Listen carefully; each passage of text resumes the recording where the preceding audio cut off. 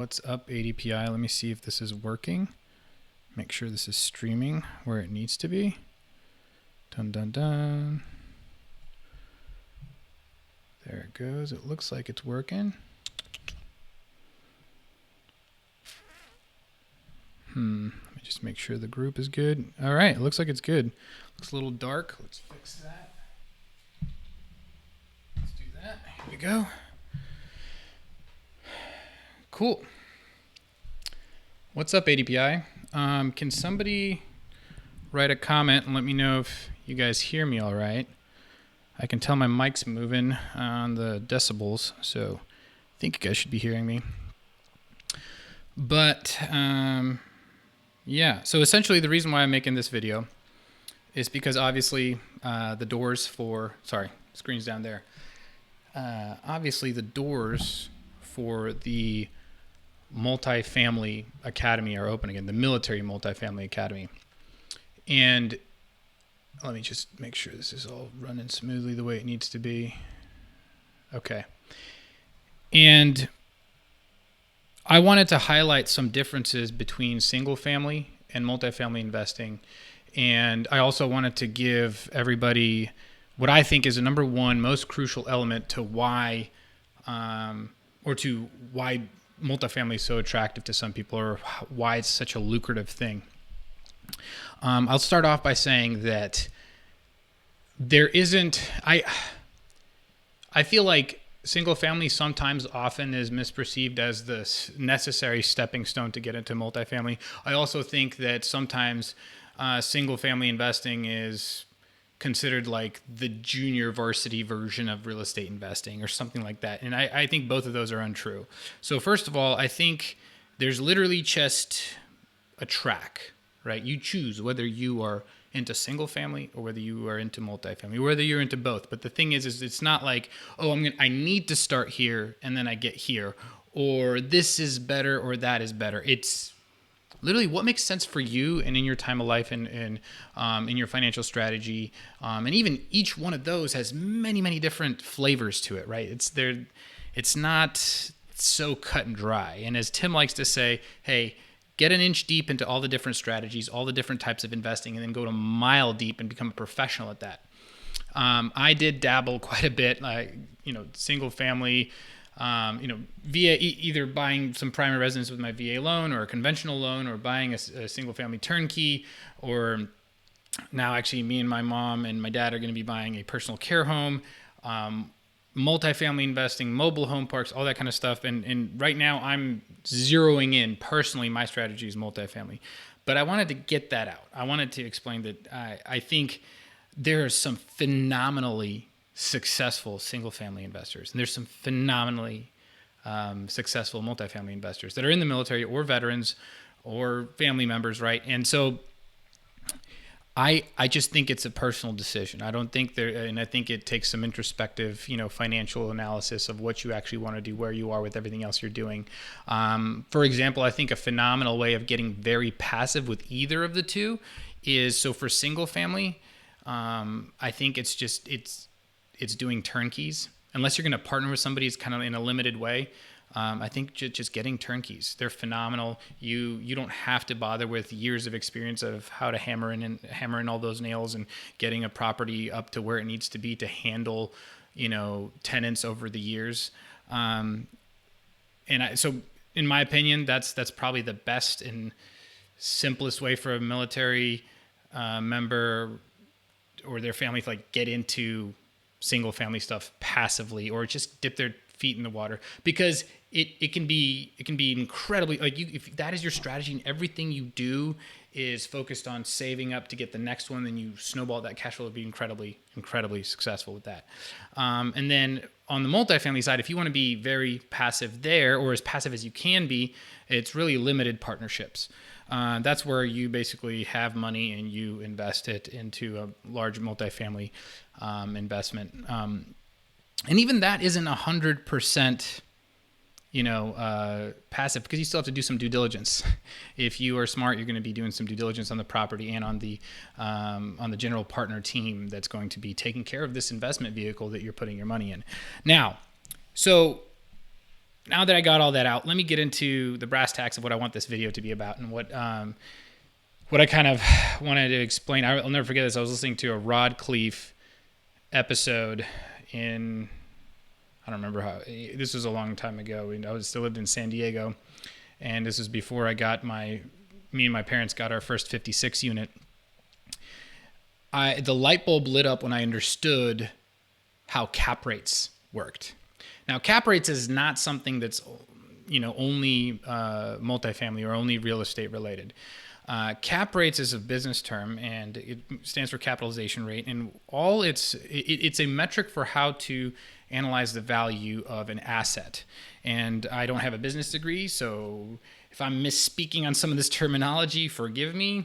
Don't judge me. I'm just letting you guys know this is me speaking from experience of how I understand this stuff. Okay, so I'm not trying to say I'm like the world's business expert when I'm using all this terminology, but for me, so I'm going to keep it very simple. Okay, so for some of you guys that are out there wondering whether you should join the Multifamily Academy, this will give you a picture of why the students and we are so excited to teach this topic and to learn, and the students are so excited to learn this topic and are actively getting under contract and closing on deals. So, and again, it's cap rate, and so the difference between single family and multifamily is that cap rates are used to figure out the value of a property. With a single family property, if you have two semi-identical homes side by side on the same street, same zip code, same area, same renovation level, same year built, all that kind of stuff, they're going to be worth pretty much the same, plus or minus $5,000-$10,000, right?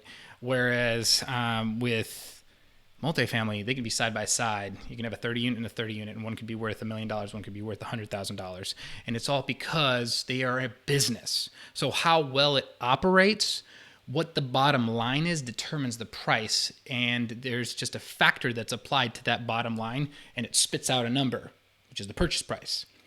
So, and the way that works, it's this little formula here. Okay, so hopefully you guys can see that. Now I'm going to open up my little OBS system. Yeah, that should be fairly visible. There we go. NOI divided by purchase price equals the cap rate. So, why is that little simple formula, numerator, denominator equals a thing?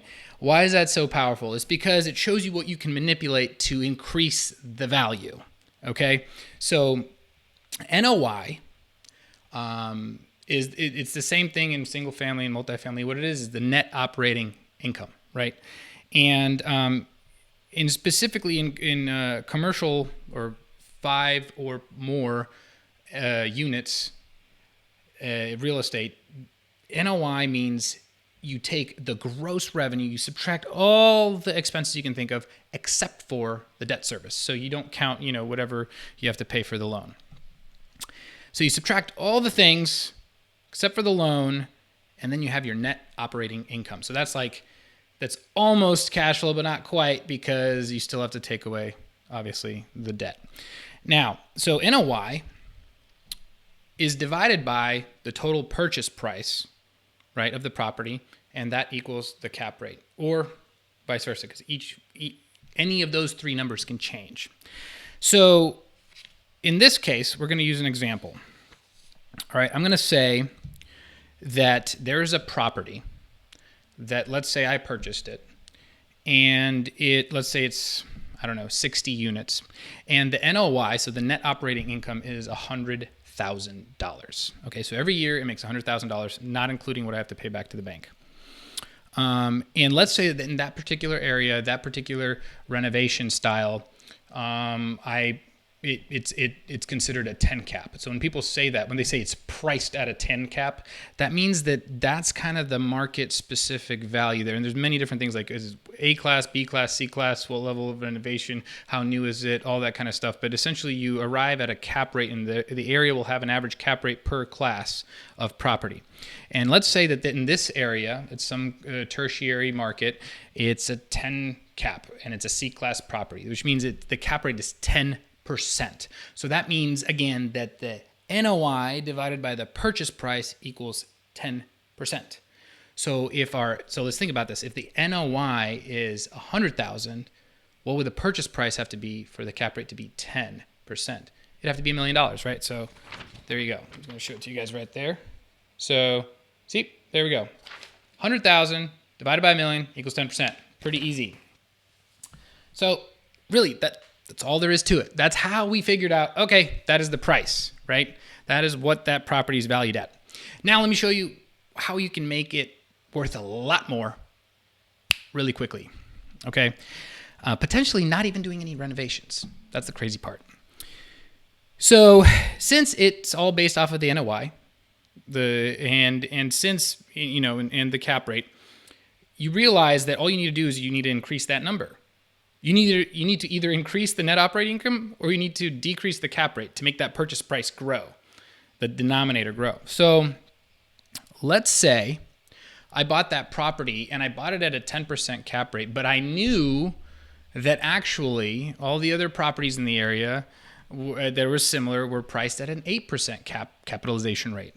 So I knew if I got it at 10%, I could go ahead and turn around and either sell it at a 8% or refinance it at 8%. Who knows, right? The point is I was like, wow, I'm going to get it at this price. And because the capitalization rate is actually lower than what I'm buying it at, overnight I'm making profit. So here's how it would look. If I bought that property and I knew that the cap rate, I could then sell it for an 8% instead of a 10% capitalization rate, this is what would happen. Look at the purchase price right there. So let me get that in focus. So if it's $100,000 and it was 8% after I bought it, it's now, I just made $250,000. You see that? The purchase price is where is that? Come on, focus. Focus. Doesn't want to focus. There we go. $1.25 million. So $250,000, just like that. The cool thing right there is if you had to come up with $250,000, for example, to get the property in the first place, all of a sudden you created that equity out of thin air. This is one of the hardest things for me to explain to my dad. He's like, what do you mean? It just, money appeared. I was like, well, if you go to the bank now, you can show them that, hey, this is the actual capitalization rate for this area. I would like you guys to loan me based off of a $1.25 million valuation. They'll be like, holy cow, you're right. And all of a sudden now, let's say you need to go 25% down again, so 75% loan to value. They're going to do 75% loan to value based off of 1.25 million. So almost all of that $250,000 you had to put down initially came back to you. That right there is magic. All we did is we were smart. We bought right and probably financed right. Now, what is in your control? Because sometimes cap rate aren't entirely in your control. Let's think about that. It's the NOI, right? So what can you do to affect the NOI? So if it's income minus all the expenses, you either need to increase your income or lower your expenses, right? And then they'll make that bottom line bigger. So here we go. What if I wanted to make the value 1.25 million again, right? And I had an example of how to do that. Yeah. So let's say it's a 60 unit property. If I increased all the rents by a mere $35, what would happen is that the NOI, and I'll explain this later, and I'm being very rough and general here, will increase by about $25,000 a year. I'll explain all that later. But the point is what if I increased the income to be $125,000 and the cap rate did not change? It stayed at 10%. Okay, there we go.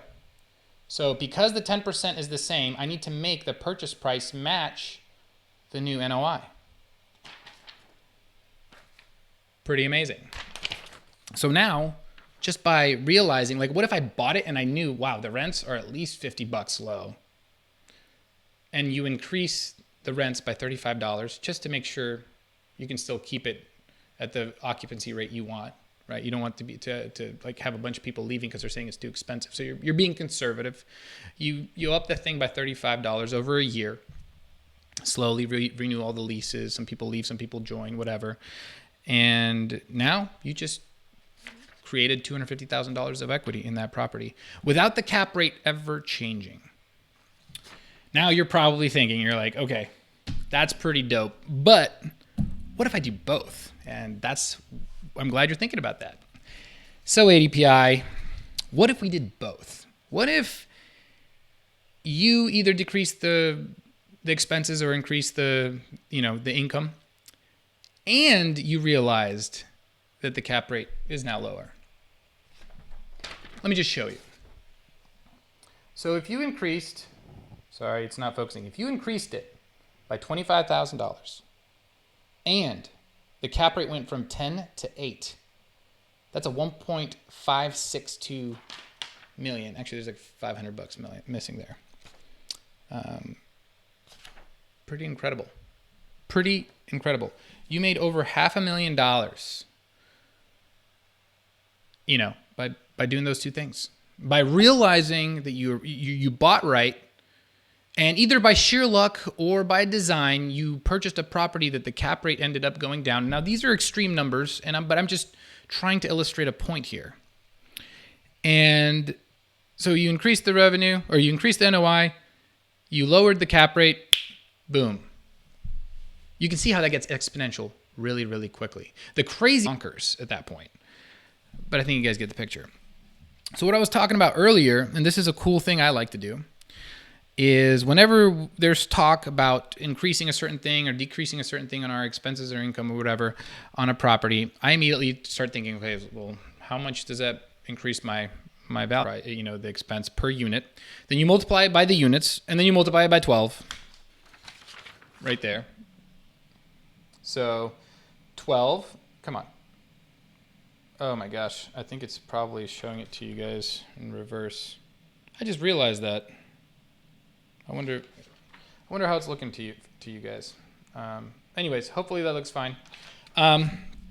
So the delta, let me see if I'm getting any comments here. So the delta times the number of units times the amount of months in a year, and then you divide that. In this case, I used 0.06, which is just 6% cap rate. Or if it was an 8, I'd use 0.08. And then you figure out what that is. So let's do the math on that real quick. So let's say I had a property that was priced at a 6 cap, right? So 6% capitalization rate. And let's say I increased all my rents by a mere $10. So 10 times, and let's say there's 60 units again, right? 60 units. So that's 600 now.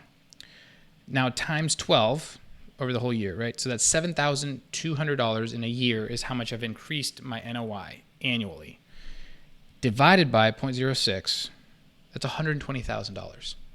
You raised the rents by $10 on a 6 cap property, and all of a sudden you made $120,000. Is that right? Yep, $120,000 is the increase in value on that property. Mind equals blown. I don't know about you guys, but that gets me pretty excited. Now, is that all easier said than done? Of course, nothing in life is easy. I think that's one of the most important aspects of multifamily is that you need a team, and you need to have you need to have the numbers person. You need to have the market research person. You need to have solid financing in place. You need to have solid legal in place. I mean, you're building a business. This is not something set it and forget it and it's passive. You need to asset manage. You need to manage the managers. It's not one of those things where the toilet might break and the property manager will take care of it because there's more to it. You might have a main water line break and cost you $11,000, like happened 2 weeks ago to us. This is on my personal property with my parents. Luckily, we appealed it and it brought it down to $3,000. But it's like, holy cow, the fluctuations are pretty big. So, really and truly, you can make it relatively passive, right? You can. I think there's a spectrum, and I think people hate that word passive. Like Gary Vaynerchuk hates the word. But the thing is like if you design it from the beginning and you're so conservative in your underwriting, and you push responsibility down, and centralized command, decentralized control, right? And you let your property managers do what they need to do. You can make it relatively passive. On the spectrum of passive things, being a general partner or a joint venture member on an investment, it's not going to be super passive, but you you can build the systems the right way, and you'll get there. But like as you saw, you can truly create some generational wealth on top of that cash flow, on top of that, just all the great things that come with real estate. I mean, the things, tax free. So I'll just leave it at that. I don't want to belabor the point. If you guys have any questions, drop the comments below. I mean, already a bunch of students signed up. I see them popping into the mastermind. I'm really excited. I know Tim and Adam are super excited. I know our whole team's very excited to be opening this up again. So anyways, rock and roll, guys. Let me know if you have any questions. And I dropped the link there for the Multifamily Academy. So check it out. And let me know if you like this live stream. So I'm using a couple of different softwares. One of them is called Restreamio. But that's not the only one. There's a couple more things going on here. And I think I'm going to start doing this more often. So I had the EBGBs at first. Like, this is my first live in a while. I just moved to a new house. So anyways, take care, ADPI. Rock and roll. Bye.